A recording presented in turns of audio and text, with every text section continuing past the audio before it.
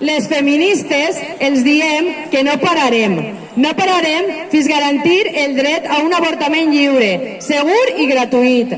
No pararem... Ni com vestia, i la culpa no era meua ni d'on estava ni com vestia.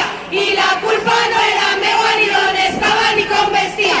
I la culpa no era meua ni d'on estava ni com vestia. El violador eres tu. Pues clar que sí.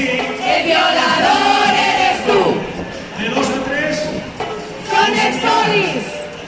Són els jutges. La invisibilització del 8M per part de l'Ajuntament. Un dia com avui, el Dia de la Dona Treballadora, és un dia per reivindicar.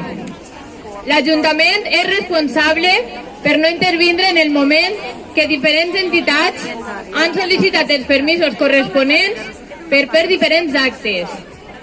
En una ciutat que es diu Violeta, que ha il·luminat edificis amb llum morada, amb panells a les entrades, és, en canvi, incapaç d'intervindre per a que la data 8M tinga la rellevància que mereix. Per altra banda, el 8M ha sigut en els últims anys dia de vaga laboral, de cures, estudiantil i de consum. Que l'Ajuntament doni permís per fer una fira outlet que fomenta el consum en un dia com avui és una falta de respecte cap al feminisme i una mostra clara de la postura de l'Ajuntament.